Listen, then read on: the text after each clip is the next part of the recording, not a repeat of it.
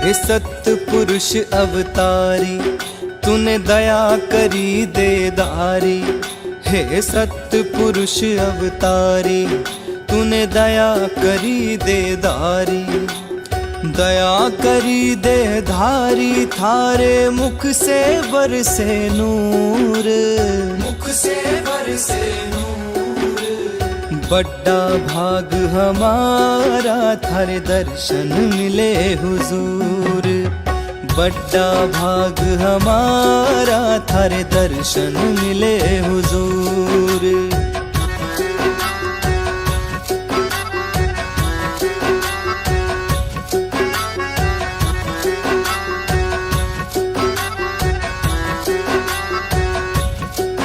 थारे नाम से मिलती भक्ति दौलत, मेरा तन मन धन है आप बदौलत।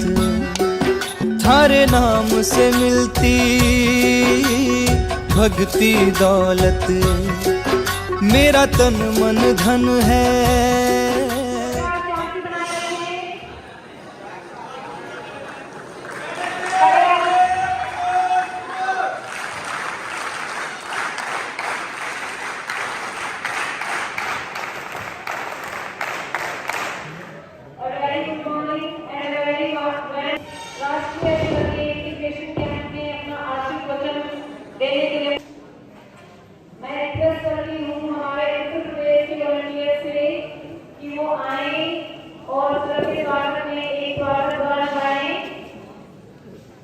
सभी स्टेट से आए अलग अलग वॉलंटियर्स एक साथ एक ग्रुप में हो ताकि महाराज जी का स्वागत करें।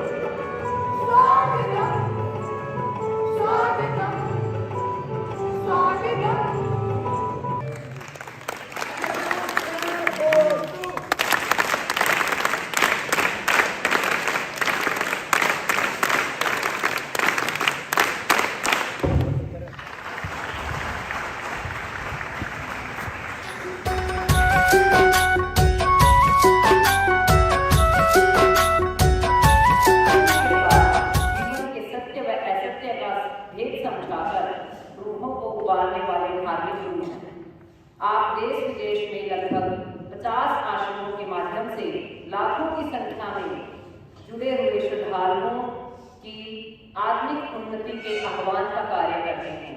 आपके प्रवचनों का आधार ही इंसान को इंसानियत सिखाता है। आप कहते हैं पहले इंसान बने, सत्संगी तो आप अपने आप ही बन जाएंगे।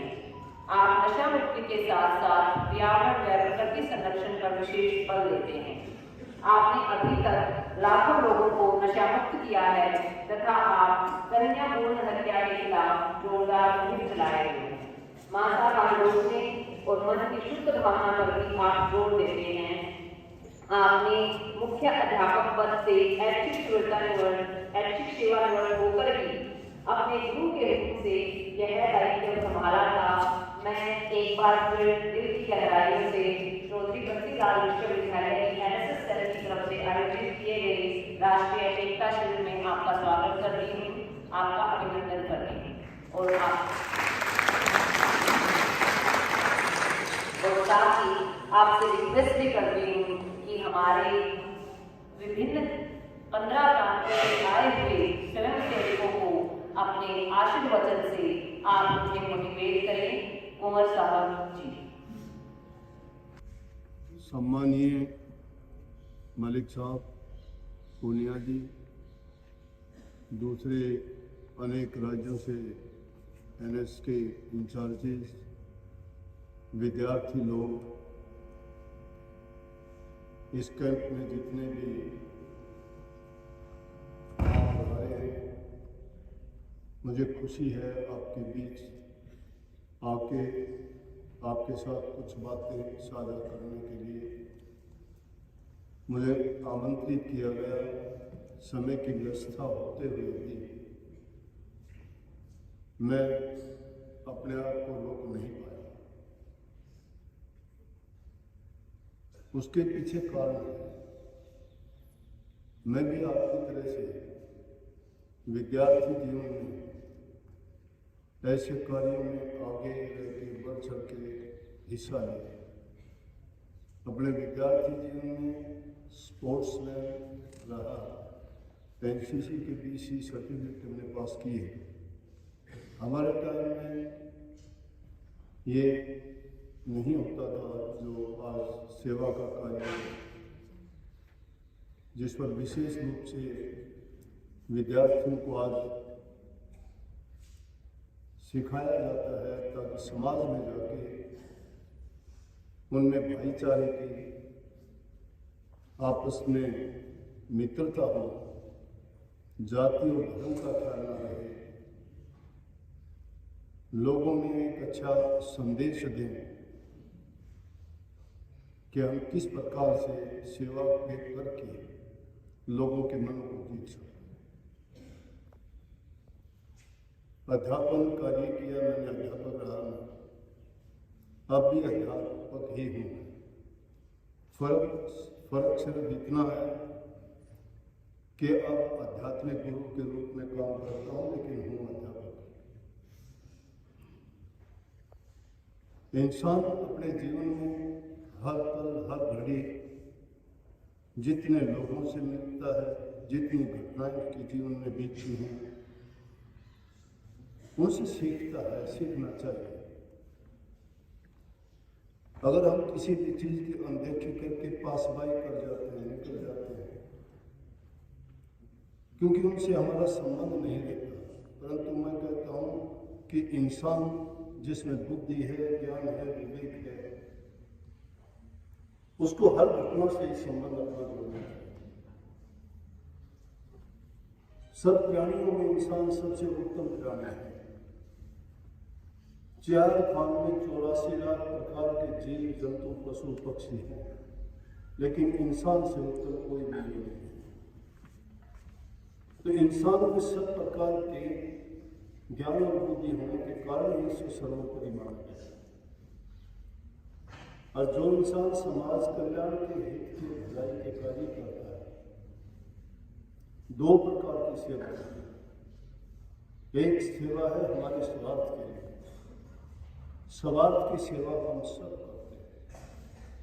स्वार्थ का मतलब जिस आम भाषा में हम स्वार्थ कह देते हैं, सेल्फिशनेस नहीं, सेल्फिशनेस। स्वार्थ भी सेल्फिशनेस ही है, लेकिन वो हमारा एक कर्तव्य है, हमारी मजबूरी है, तो सबको करना पड़ता है। समाज में अगर हम स्वार्थ नहीं करते तो हम एक दिन भी जी नहीं पाते।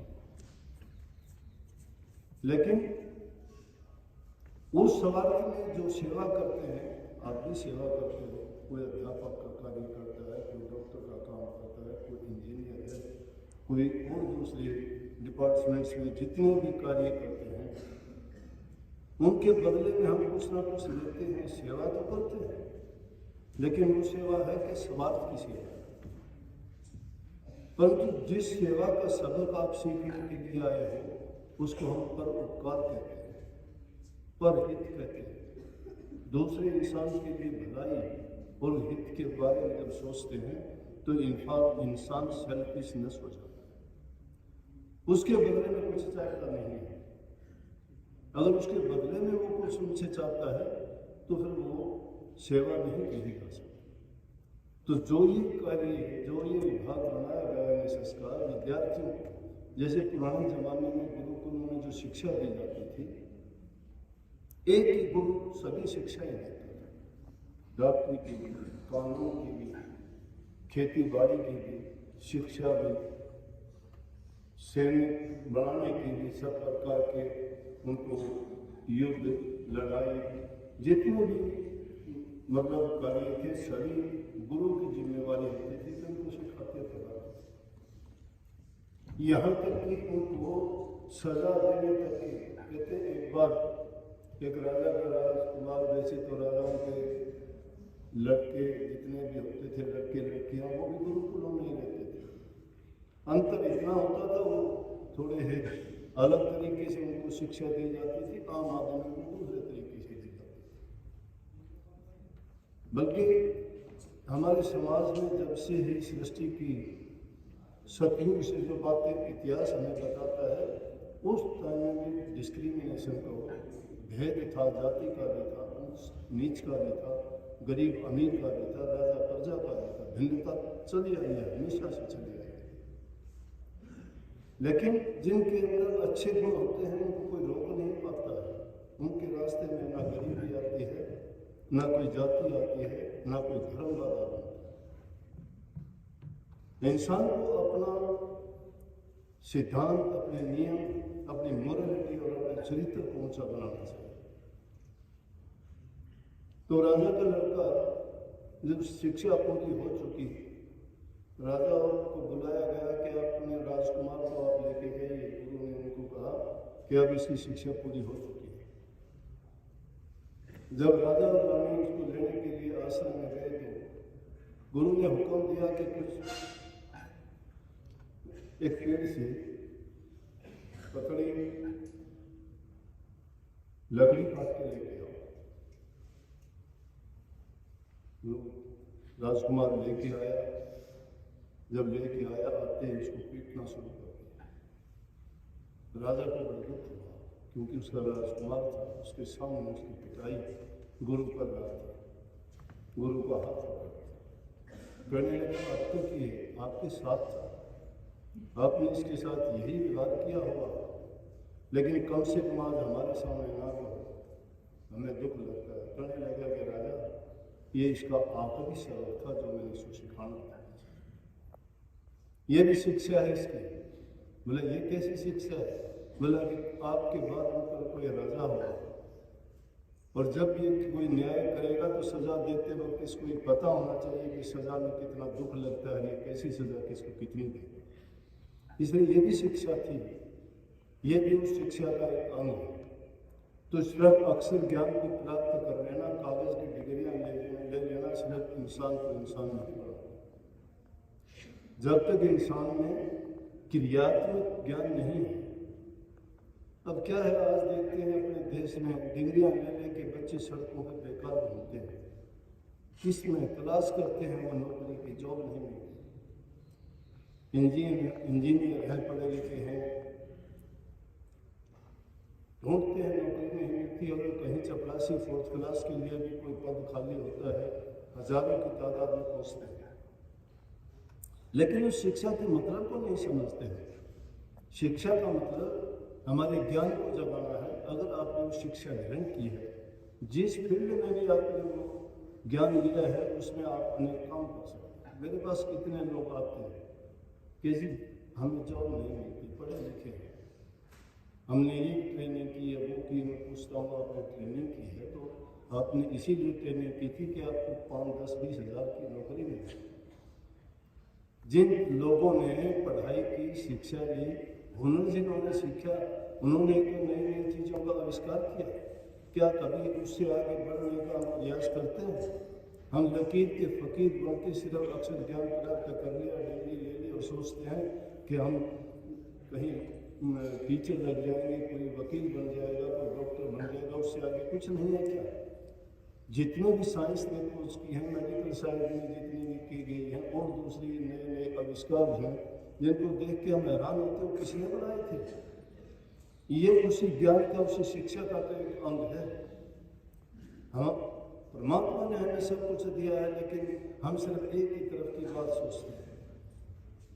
इसीलिए ये अंग जो जोड़ा गया है सेवा का, उसमें आपको यही सिखाया गया है कि अलग अलग हमारा देश एकता में अनेकता का संदेश देता है। आप भिन्न भिन्न राज्यों से आए हैं, अलग अलग भाषा है, अलग अलग आपके संस्कार हैं, अलग अलग रहने के तौर तरीके हैं, खाने पीने के हमारे अलग अलग सारे जो बने हुए हैं। कोई किसी ढंग से अपना जीवन जीता है, कोई दूसरे ढंग से जीता है, लेकिन यहाँ मिलकर जब एक दूसरे को हम देखते हैं, नई नई बातें सीखते हैं।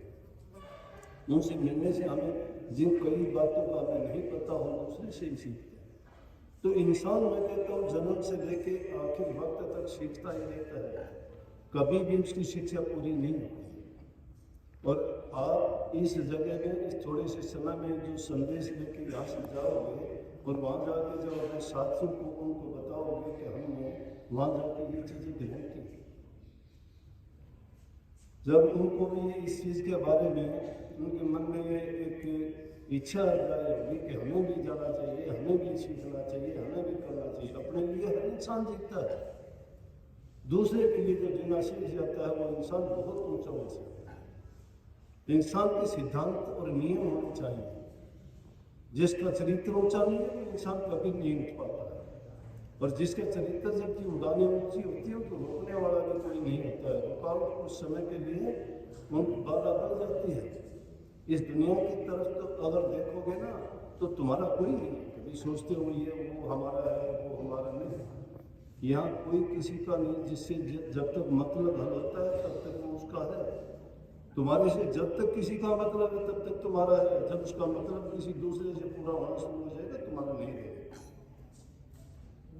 इसलिए ये चीजें इंसान कहाँ सीखेगा? सामाजिक प्राणी है इंसान, समाज में रहकर ही सीखता है। लेकिन जो इंसान पर हित करना सीख जाता है वो अपने बारे में कभी नहीं सोचता। खुद भूखा रह के दूसरों को रोटी देता है, खुद कष्ट सह के भी दूसरों को सुख देता है, खुद अपने बारे में कुछ हर प्रकार के पीड़ा को सहन करके भी दूसरे को पीड़ा से बचाता है। जिसके दिल में ऐसी दया पैदा हो जाती है धर्म का पालन करता है। धर्म किसी नाम ये नहीं है कि बुद्ध धर्म का है या जैन धर्म का, वो तो संप्रदाय है। संप्रदाय क्या हुआ? धार्मिक नहीं कहेंगे उसको हम किसी भी रूप में। धार्मिक वो इंसान है जो धर्म से ऊंचा हो सकता है, और उस धर्म में कोई जाति नहीं होती। और जो संप्रदाय में बटे हुए वो संप्रदाय के। तो इसलिए हमें भी जाति विहीन समाज की ये एक शुरुआत है, जिसमें सब धर्मों से, सब जाति से, सब प्रदेशों से मिलकर हम यहाँ आए हैं और वो अच्छी बातें सीखते हैं यहाँ। और रोजाना नए नए व्यक्ति आपको नई नई बातें बताते भी हैं, सुनते भी हो। क्या पता है इंसान के जीवन में कौन सी बात ऐसी घर कर जाए कि उसके जीवन को बदल के रखे।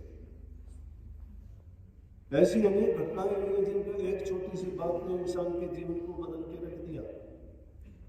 जब इतिहास को पढ़ के देखते हैं, दूसरे की बातों को याद करते हैं, लेकिन हम उनको अपनाने से इनकार कर देते हैं। दूसरों के तो बहुत उदाहरण देते हैं, हम भी देंगे, आप भी दोगे, किताबों में पढ़े हम। कहोगे बुद्ध ऐसा था, सिकंदर ऐसा था, अशोक ऐसा था, उन्होंने ये कर दिया उन्होंने। ठीक है, उनके पद चिन्ह पर कितने चले। जिनको बापू कहते हो महात्मा गांधी जी, जिनके तन पर कपड़ा नहीं पहना था, इसलिए नहीं पहना, वो गरीब थे, संदेश देना चाहते थे। वो दुनिया को संदेश देना चाहते थे कि ये चीजें इंसान के लिए जरूरी नहीं है। ये नहीं था कि मैं कपड़ा ही नहीं पहनूंगा, मेरे जैसे लोगों को नहीं मिलता। अब कितने लोगों को कपड़ा नहीं, किसी चीज को अपने जीवन में जब तक नहीं उतारते हैं तो दूसरों के बारे में लाख बातें करने से कुछ नहीं होगा। जब भी कोई चीज़ अगर सीखते हो आप विद्यार्थी हो, ये मत सोचो कि सिर्फ आप पढ़ाई के लिए, सिर्फ डिग्री हासिल करने के लिए या कोई नौकरी के लिए ही आप वो काम कर रहे हो। नहीं, ये सीखो हम एक नेक चरित्रवान अच्छे इंसान, परोपकारी हित, दूसरे का हित करने वाले समाज सुधारक के रूप में जो हमारे से दूसरों के लिए कल्याण के हित की हो सके कि हम करें। और जो दूसरे के हित की सोचता है ना, उसका हित परमात्मा अपने आप करता है। वही आदमी धार्मिक है, वही आदमी विश्वासी है, उसी आदमी के पूरे काम वो संतोषी हो जाता है। जिस इंसान को संतोष आ जाता है उसको दूसरी चीज़ों की ये परवाह नहीं होती कि उसे क्या मिला क्या नहीं। मैंने ऐसे ऐसे सेठ साहूकारों को देखा कि पैरों में तो उनकी टूटी चप्पल होती है, धोती उनकी पुरानी कभी की होती है, दान करते वक्त वो देखते ही नहीं कि कितना दान करना है, कह देते कुछ भी कर, कुछ भी लगा दो, दूसरों के हित की करते हैं। तो ये नहीं कि वो उनके काम आता है, लेकिन जो ये सीख जाता है कि सभी परमात्मा की संतान है, उन दूसरे लोगों को जिनको जरूरत है, जरूरतमंद की जब सहायता करते हैं, अपने माँ बाप की तो वो सेवा करना मजबूरी है, अपने रिश्तेदार की मदद करना हमारी मजबूरी है, समाज हमें वो सेवा। लेकिन अगर किसी दूसरे की मदद करते हो, समाज तुम्हारे सिर आंखों पर बैठा रहेगा। इसलिए माँ बाप की सेवा करते वक्त कोई नहीं कहता, थोड़ी एक बात में सब खत्म करते कि माँ बाप की सेवा की इसने, लेकिन जो दूसरों की सेवा की वो सदा के लिए अपना नाम अमर कर जाता है। कोई देश का बापू बन जाता है, कोई देश का चाचा बन जाता है, कोई देश का मामा बन जाता है। पर हित समान धर्म नहीं, कोई दूसरे के हित के समान कोई धर्म नहीं है दुनिया में। लेकिन सिद्धांत इंसान के, उसका चरित्र ऊंचा होना चाहिए। जिस इंसान का चरित्र नहीं है, कहने को दुनिया बहुत कुछ कहेगी, कहने को तो परमात्मा राम को भी नहीं बख्शते कहने वाले, लेकिन उन आदमियों को परवाह नहीं करनी चाहिए जिस प्रकार से बहती हुई नदी पहाड़ों में से गुजरती है तो उसको अपना रास्ता बनाने के लिए नहीं, चलती रहती है। सिलाई तो अपने आप कट कट के उसके अंदर गिरती रहती है, वो रोक नहीं पाती उसको। उसका प्रवाह बना रहना चाहिए, उसका वेग नहीं रुकना चाहिए। तो कभी भी इधर उधर की बातों के कारण, दूसरों के लोगों की आलोचना के कारण हमें हीन भावना अपने हृदय में नहीं जानी चाहिए। ए मैन को do what a man has done, एक इंसान वो कार्य कर सकता है जो दूसरे इंसान ने किया। सुकरात को जेल में डाल दिया गया, मौत की सजा दे दी गई, तारीख निश्चित कर दी गई।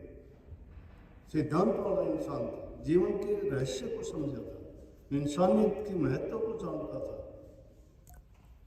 जब उसको फांसी की सजा हुई, उसके शिष्य गए उसके पास और जाके कहने लगे कि आज रात को हम आपको यहाँ से निकाल देंगे, क्योंकि अगर आपको नहीं निकालेंगे तो कल को आपको फांसी दे देंगे।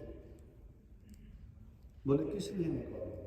बोले हमने सब इंतजाम कर लिए, हम नहीं चाहते कि आपको फांसी तोड़ा जाए। कहने लगे क्या चाहते हो तुम? इस जेल में मुझे नहीं रोके, मैं नहीं चाहता कि मेरे कारण मुझे ले जाओ, निश्चित रूप से मुझे निकाल दोगे, लेकिन मेरे निकालने के कारण मैं वो जीवन नहीं जीना चाहता कि मेरे सिद्धांत मर जाए और मैं जीता।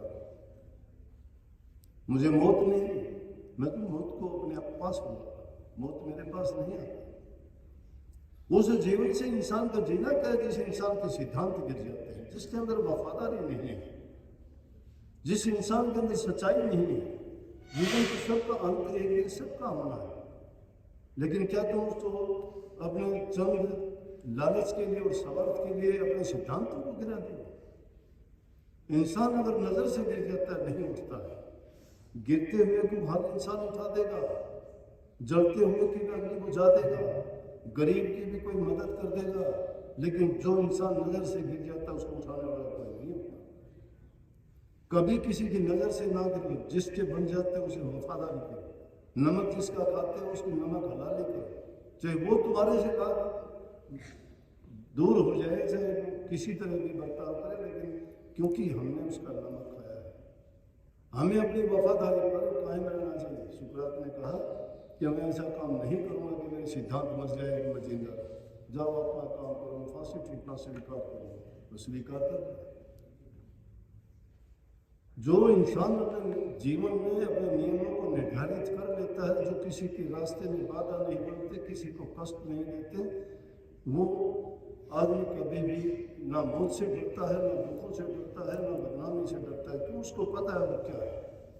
इंसान अपने आप को अगर पहचान जाता है मैं कहाँ हूँ, मैं क्या हूँ, जो इंसान अपने सिद्धांतों जैसे उसको आत्म गलानी होगी, और जिसको अपनी आत्मा कोस देती है वो इंसान जिए या ना जिए। अभी नए विद्यार्थी हो, शायद आपको इन बातों का ख्याल नहीं है। जीवन में कदम आगे जाकर रखोगे, आपके सामने बहुत बाधाएं आएंगी, हर प्रकार के दुख कष्ट, समाज में अनेक प्रकार के लोग होंगे जो तुम्हारे रास्ते में सही चलते हुए भी तुम्हें गलत साबित करने का कोशिश करेंगे, लेकिन तुम अगर अपने सच्चे रास्ते पे चलते रहोगे तो वो किसी प्रकार के तुम्हें बाधक बनके नहीं नीचा दिखा सकते। इंसान गिरता कब है? जब खुद गिर जाता है। दूसरे नहीं गिराते इंसान को, स्वयं गिरता है, अपने कर्म से गिरता है, अपने धर्म से गिरता है। इसलिए शर्म कर्म और धर्म पर जो इंसान पक्का रहता है, शर्म मेहनत को कहते हैं, जो शर्म आप करते हैं। आपको देखेंगे दूसरे लोग गलियों में सफाई करते हैं, उसको देख के उनको प्रेरणा मिलेगी कि देखो ये विद्यार्थी पढ़ने वाले हैं, अच्छे घर से हैं, कपड़े उनके कैसे हैं, और ये ऐसा करते हैं, लेकिन हम नहीं करते। हम उनके लिए प्रेरणा स्रोत बन जाते हैं। ये 2 दिन की सफाई तो शायद शहर को साफ नहीं कर पाएगी, गली को साफ नहीं कर पाएगी, लेकिन आपको जो एक गुप्त संदेश देगी कि दूसरे की भलाई करने में, काम करने में, दिल लगाने में जो तुम्हें खुशी मिलेगी, वो खाली बैठ के बेकार की बातों से, दिमाग में कचरा डालने से। जो इंसान बेकार बैठता है, कुछ काम नहीं करता है, वो अपने दिमाग के अंदर कचरा ही भरता रहता है, सोचता रहता है, उन बातों को सोचता है जिनका कोई महत्व नहीं, कोई मायने नहीं, कोई उनसे हमें कुछ हासिल नहीं होता। अपने जीवन को अच्छा और साकार बनाने के लिए बस अपनी सोच को सुधार। कभी भी नेगेटिव नकारात्मक विचारों को ना, नकारात्मक विचार तो पहले ही एक्टिवेटेड है हमारे। नकारात्मक विचार, नेगेटिव पावर तो एक्टिवेटेड है, जन्म से ही है। बुराइयां सिखानी नहीं होती किसी को। कोई कॉलेज, कोई संस्था नहीं है जहाँ इंसान को ये पाप कर्म, दुष्कर्म या नीच कर्म सिखाए जाते हो। कोई विद्यालय, कोई शिक्षालय, कोई उसके प्राध्यापक और कोई टीचर नहीं है, लेकिन अपने आप सीख जाते हैं। लेकिन अच्छे गुणों के लिए हमें सिखाया जाता है। घर में माँ बाप से शुरू होती है हमारी शिक्षा, और उसके बावजूद भी वो हमारी पॉजिटिव पावर्स को हम नहीं दिखा पाते। जो इंसान अपने विचारों को, पॉजिटिव पावर्स को जगा देता है, वो कैसे? दूसरे के देखने से, एक किसी के देखने से इंसान अपने चरित्र में उस चीज को लागू कर सकता है, दूसरे के कहने से कर सकता है। लर्निंग बाय डूइंग होता है आदमी का, करके भी सीखता है, दूसरे को करते हुए देख के भी सीखता है। अच्छी बात को तभी अपना लेना चाहिए, चाहे वो कहीं से भी मिले, किसी से भी मिले, और जिससे भी मिले वही तुम्हारा गुरु है। दत्तात्रेय जी के 24 गुरु थे, और उन 24 गुरुओं को इंसान कोई भी गुरु नहीं था। इंसान गुरु नहीं, कौन गुरु थे? कहीं पहाड़ को गुरु बनाया, कहीं नदी को गुरु बनाया, कहीं सूर्य को गुरु बनाया, चंद्रमा को बनाया, जानवरों पक्षियों को बनाया। क्यों बनाया? कि उनसे उनको शिक्षा मिली। तो इसलिए मैंने शुरू में बैठते हुए जो बात कही थी कि जीवन में हर चीज से हमें हर पल कुछ न कुछ ग्रहण करने के लिए मिलता रहता है, लेकिन क्योंकि हमारे मन के कपाट हमने बंद कर रखे हैं, जिन चीज़ों से हमें कोई मतलब नहीं होता, हमारा स्वार्थ नहीं होता, हमें कोई लालच और हमारा किसी प्रकार की उनसे कुछ मिलता नहीं है, तो उन चीज़ों की हम परवाह नहीं करते। लेकिन एक भी चीज़ दुनिया में ऐसी नहीं है कि जिससे हमें कुछ ना कुछ ना मिले। एक एक चींटी से लेके हाथी तक, एक छोटे से पौधे से लेके कितना संघर्ष तो हर इंसान को करना पड़ता है। जो संघर्ष से घबरा जाता है कहाँ जाएगा? मैं तो मेरी बात आपको बताता हूँ। जब मैं छोटी उम्र का था, इस ऐसे गांव में रहता था कि 12 किलोमीटर साइकिल पे जाता। 30 रुपए की पुरानी साइकिल लेके गया, रास्ते में पंचर हो जाती तो साइकिल मेरे पर होती थी, और जाना भी स्कूल में टाइम पे मुश्किल होता था। लेकिन क्या वो चीजें रोक पाई थी? रुस्तमों की कमी सरजमी पर नहीं, जितने आए थे उतने ही चलते गए। जिनकी ऊंची उड़ाने दौड़, बड़ी दौड़ थी, लड़खड़ाए कदम तो टहलते गए। करने को जिस काम में लगे हो उस काम को पूरी लगन के साथ, पूरे प्रेम के साथ, पूरा अपना जान के जो तुम करोगे तुम्हें बहुत कुछ उससे मिलेगा। बस के साथ ही मैं आपसे विदा चाहूँगा। बहुत बहुत आपसे मिलकर खुशी हुई और सबको आशीर्वाद भी दूंगा कि आप एक ऐसे इंसान बन के जाओ और अच्छे गुण लेके जाओ और अपने साथियों को, अपने आसपास के वातावरण को भी ऐसा ही अच्छा बनाने का प्रयास करो जिससे लोग आपसे प्रेरणा लें और सीखें। धन्यवाद।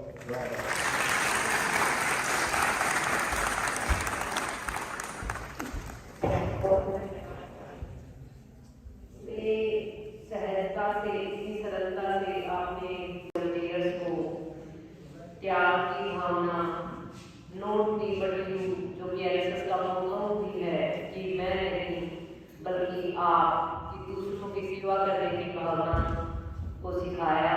हम आपका बहुत धन्यवाद करते हैं और साथ में इनवाइट करती हूँ डॉक्टर सुरेश को जो एनएसएस कोऑर्डिनेटर हैं कि वो आए और एक vote of thanks Guru Maharaj जी के लिए प्रस्तुत करें।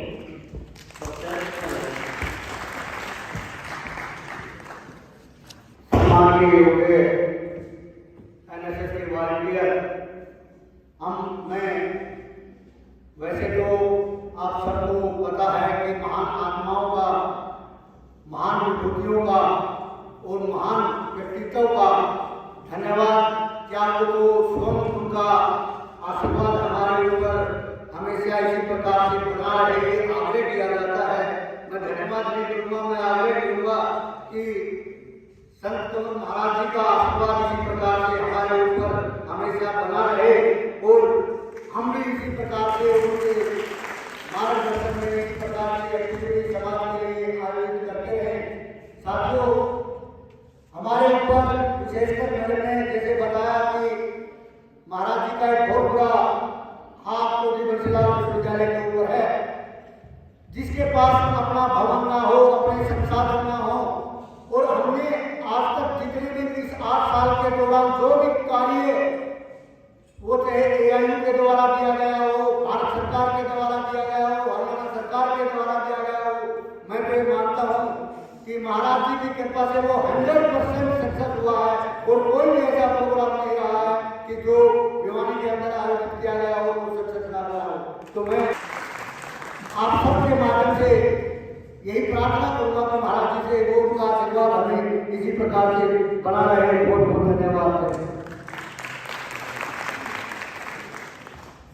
बहुत बहुत धन्यवाद सर कि आज वो पहली बार हमारे बीच में पधारे हैं। तो मैं सर से रिक्वेस्ट करूंगी कि सर हुजूर महाराज जी को एक सम्मान चिन्ह, एक मेमोरी चिन्ह भेंट करके उनका धन्यवाद ज्ञापन करें। मैं विभिन्न प्रदेशों से आए एनएसएस के प्रोग्राम ऑफिसर से भी अनुरोध करूंगी कि वो भी इस कार्य में डॉक्टर सुरेश मलिक जी का सहयोग करें।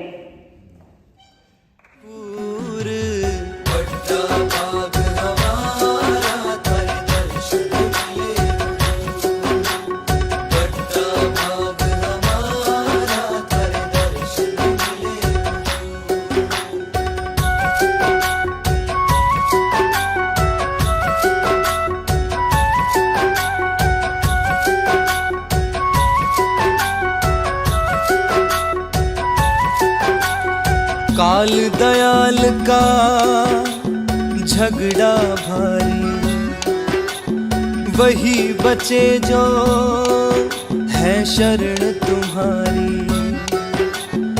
काल दयाल का झगड़ा भारी, वही बचे जो है शरण तुम्हारी। हे पार ब्रह्म निर्गुण सत्य ज्ञानी, सर्वेश्वर शाश्वत निष्कामी। सर्वेश्वर शाश्वत निष्कामी, सर्वेश्वर शाश्वत निष्कामी। सतगुरु कवर दो धीरा, सुनो हाजिर वक्त कबीरा। हरि केश की हर के पीरा, करो सत्यलोक में सीरा। माया मद मोह लोभ अहम को कर दो चकनाचूर।